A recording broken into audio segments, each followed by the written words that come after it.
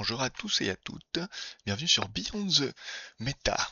Alors, après plusieurs tests donc sur les différents tanks de Conquête of Azeroth, euh, je vais vous faire une petite tier list par rapport à mes retours et à mes ressentis sur les différentes classes pouvant tanker euh, sur cette version.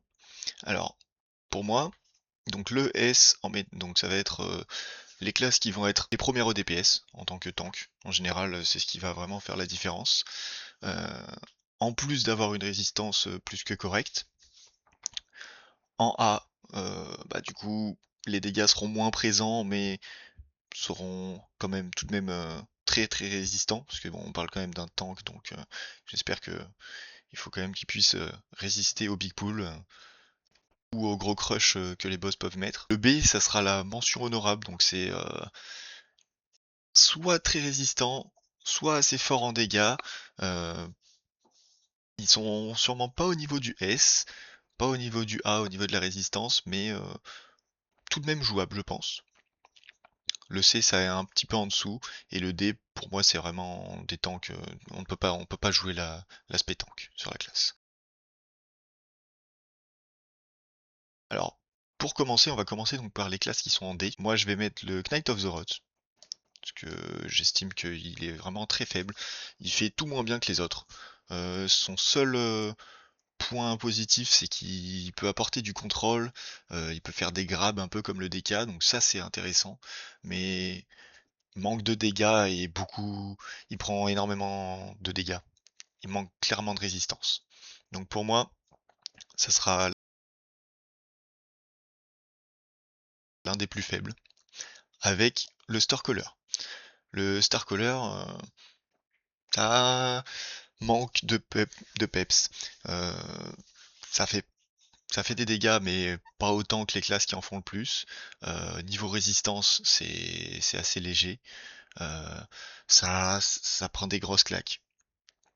Donc je les recommanderais pas. Ces deux-là, c'est vraiment les deux que je ne recommande pas en tank. J'espère qu'il va avoir des changements sur les classes hein, pour pouvoir les faire remonter, hein, parce que c'est quand même dommage d'avoir des classes tank qui ne peuvent pas tanker à mon goût.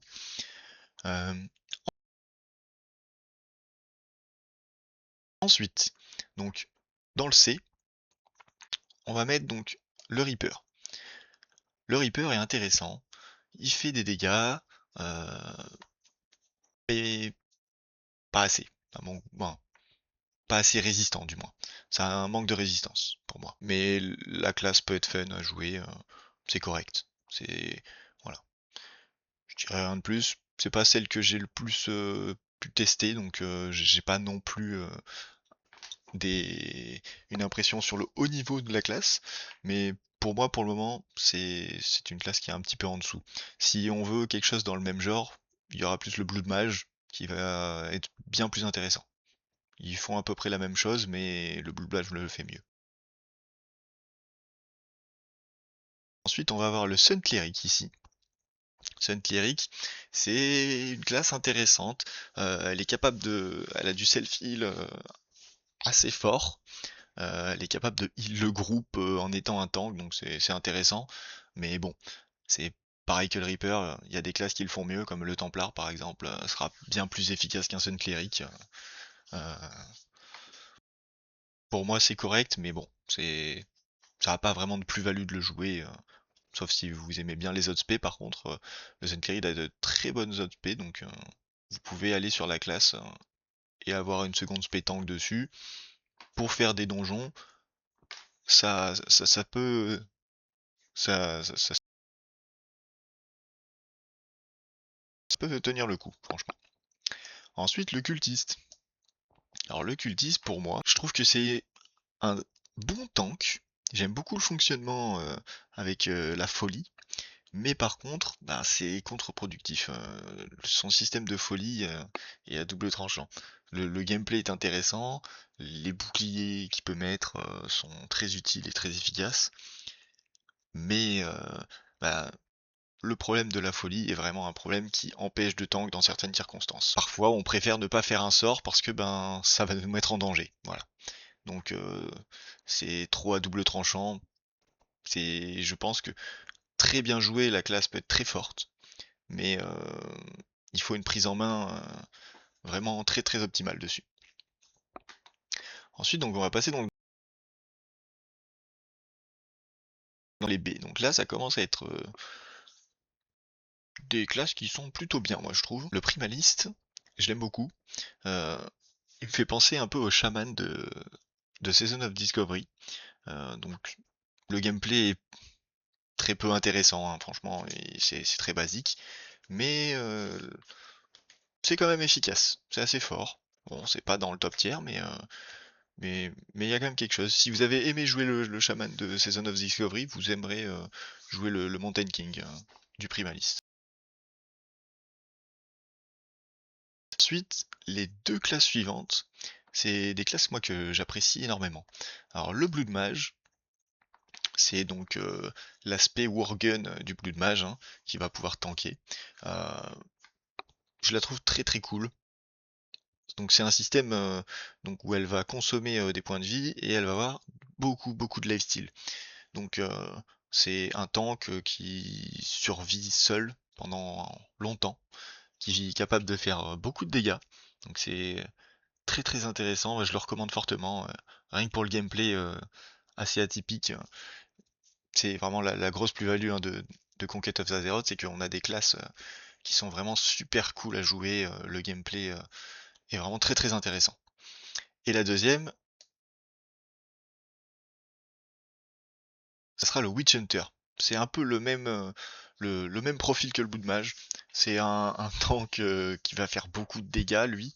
Euh, ce qui est bien sur le Witch Hunter, c'est que donc il va pouvoir se battre au corps à corps et à distance dans cette spé-là, et qui va apporter plein de choses pour le groupe.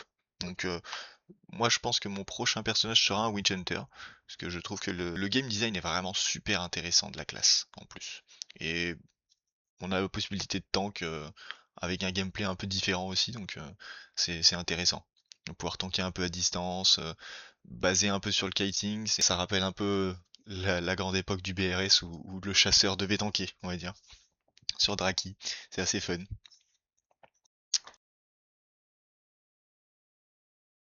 Ensuite donc, dans le rang A, moi j'en ai mis qu'un seul. J'ai mis le Guardian. Le Guardian, il est en A, mais ça peut varier selon les personnes, on va dire. Moi, c'est le premier personnage que j'ai fait, c'était un gardien pour pouvoir tanker donc en Vanguard. Le gros bémol de la classe, c'est un manque de dégâts, clairement. Ça tank tout et n'importe quoi, c'est immortel, mais par contre, ça fait pas de dégâts. C'est assez frustrant de jouer la classe parce que les dégâts sont vraiment inexistants. Euh, bon, à la fin, on peut avoir une arme à deux mains avec un bouclier, donc ça compense un, ça peut mettre des grosses patates, hein, mais le problème c'est que tous ces sorts en fait ont aucun ratio sur l'arme, donc j'espère qu'il va avoir un up sur la classe parce que la classe a vraiment un potentiel de fou, hein. Je pense que si elle fait des dégâts, ça sera le meilleur tank du jeu, hein, parce qu'il est vraiment immortel. Il peut tanker autant les dégâts physiques que magiques. C'est probablement le meilleur tank du jeu au niveau des résistances en tout cas. Donc si vous voulez tanker tout et n'importe quoi, faites un gardien. Ça sera vraiment le meilleur tank, le plus résistant, vous serez immortel. Mais par contre, niveau dégâts, vous serez à la traîne.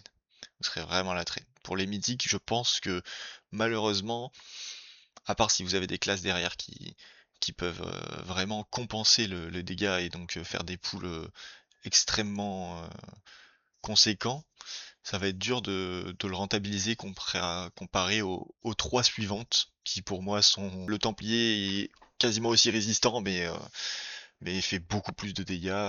Bon, le Tyran est moins résistant, mais les dégâts sont colossaux. Et le Venomancer, bon, il est un peu au sommet, j'ai l'impression. Donc pour moi, dans la méta, en S, on va avoir le Templar. Moi, donc, mon tank aujourd'hui, c'est le Templar. Même en, même en SPDPS, vous êtes capable de tanker avec le Templar tellement la classe est forte, je trouve. Euh, je le recommande fortement. Il, il est capable de buffer le groupe comme un paladin. Donc vous allez avoir une boc, donc une bénédiction des rois. Vous allez avoir un buff d'agilité ou comme une bénédiction du salut, donc pour pouvoir gérer l'aggro de vos équipiers. Donc très très fort, capable de dispel la magie, les maladies et les poisons. Donc ça aussi c'est une grosse plus-value hein, dans un groupe, très très fort. Il a un res combat également. Il est capable de faire énormément de choses dans votre groupe. Il a de la mobilité sur des courtes périodes, parce que c'est un peu son problème. C'est un peu le gros problème, on va dire, de la classe pour moi, c'est ça, c'est qu'il, en fait, c'est pas mobile. Donc, il a certains spells qui vont lui permettre de faire des charges sur ses alliés, qui vont lui donner un peu de mobilité, mais bon, en tant que tank, c'est quand même très très limité. Euh, et de plus, il a pas d'outils pour pouvoir faire des agros en se déplaçant. Donc vous allez utiliser votre arc comme un guerrier à l'époque pour pouvoir faire vos pulls. Ou sinon vous allez faire des body pulls. Mais c'est le seul bémol que la classe a, hein, donc on peut pas vraiment lui reprocher. Ensuite, on va voir le tyran. Alors le tyran, moi je trouve que niveau dégâts, c'est probablement le tank le plus fort. C'est le tank qui va le faire le plus de dégâts actuellement. Euh, Sachant qu'il est très résistant et surtout qu'en fait ses dégâts sont très simples à setup. Voilà. Donc c'est un tank qui va se battre avec deux armes à deux mains, comme le guerrier Fury. Donc si vous aimez bien ce genre de gameplay un peu bourrin, c'est une classe faite pour vous. Vous allez énormément vous amuser.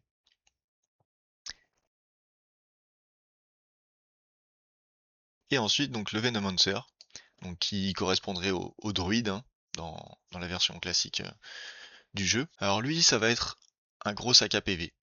Il va être très résistant, euh, ben, de par donc son nombre conséquent de points de vie. C'est un personnage qui va se battre en tissu, donc par contre, attention, si vous changez de forme pour faire des actions, vous pouvez vous faire one-shot. Donc il faut quand même faire attention, hein. C'est une classe qui est très forte, qui, qui permet énormément de choses, mais il faut quand même rester vigilant. Donc le fonctionnement, c'est vous allez mettre des poisons sur tous les ennemis autour de vous, et ben ça va faire beaucoup de dégâts hein, par conséquent sur les big pools. Hein.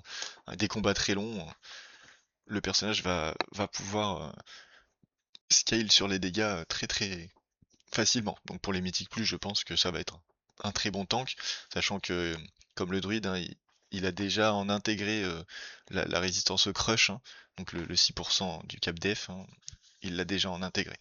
Donc voilà ma tier liste des tanks pour Conquest of Azeroth. J'espère que vous serez plus ou moins d'accord avec moi. Si certaines classes pour vous ne sont pas au bon endroit, n'hésitez pas à laisser un commentaire dans la vidéo. Et je vous souhaite une bonne expérience de jeu dans Conquest of Azeroth.